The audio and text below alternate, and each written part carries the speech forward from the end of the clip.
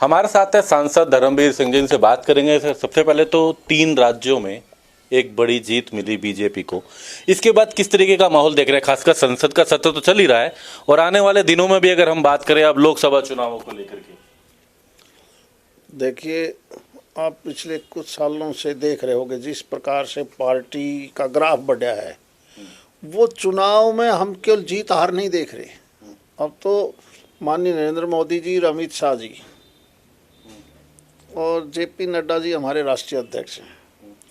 सोच एक है कि हमारा वोट बैंक हर हालत में 51% से ज़्यादा हो, 51+, और उसी सोच को आप देखते हो कि हर जगह हम धीरे धीरे आगे बढ़ते जा रहे हैं। चाहे वो विधानसभा के चुनाव हों और लोकसभा के होंगे तो आप बिल्कुल देखोगे बिल्कुल और छलांग लग जाएगी। इसका असर किस तरीके से देखते हैं आने वाले दिनों में? आप कह रहे हैं आगे तो बढ़ेंगे वोटिंग पर। हम हरियाणा की अगर देखें, हरियाणा को देखें, किस तरीके से हरियाणा में असर रहेगा लोकसभा विधानसभा की बात की जाए तो? हरियाणा तो दिल्ली के बिल्कुल 3 तरफ लगता है। और जब आपने शुरू से लेकर आज तक के चुनाव देखे होंगे, हरियाणा तो दिल्ली के साथ चलने वाला प्रदेश है। जब भारतीय जनता पार्टी पीछे से भी ज़्यादा लोकसभा सीट 2024 के लोकसभा चुनाव में लेगी तो मान के चलिए विधानसभा में भी हमें पूर्ण बहुमत से भी ज़्यादा सीट अकेली भारतीय जनता पार्टी को मिलेंगी।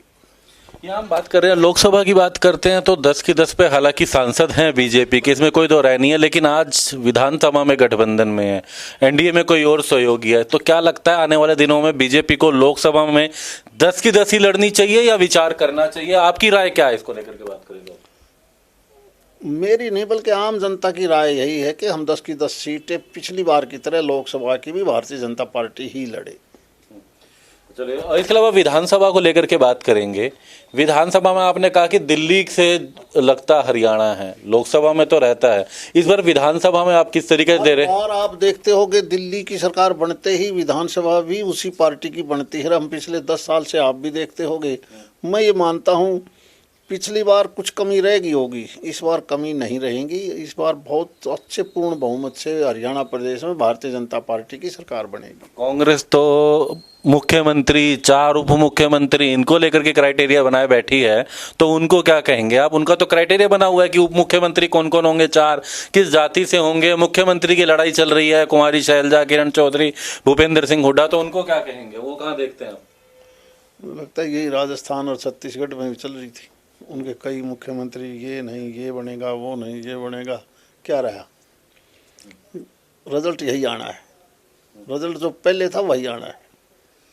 तो एक अंतिम प्रश्न है, लोकसभा के साथ अगर विधानसभा के चुनाव होते हैं, क्योंकि इसको लेकर चर्चा है और ये सरकार की भी सोच है, तमाम दलों से भी चर्चा है, अगर लोकसभा के साथ ही विधानसभा होते हैं तो उसको आप किस तरीके से देखते हैं और आपकी क्या राय है, क्या ऐसा होना चाहिए? प्रदेश की जनता तैयार बैठी है। भारतीय जनता पार्टी लोकसभा चुनाव हो या विधानसभा चुनाव हो, मैं दोबारा कहता हूँ कि जहाँ लोकसभा की 10 की 10 सीट जीतेंगी, विधानसभा चुनाव जब भी होंगे पूर्ण बहुमत से सरकार बनाएगी।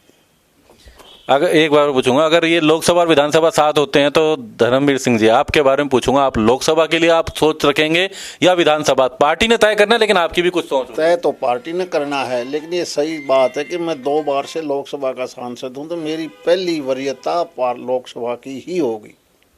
धन्यवाद। तो जो जिस तरीके से 3 राज्यों के चुनाव नतीजे, उनका कहना है इसको लेकर के एक बड़ा असर दिखेगा।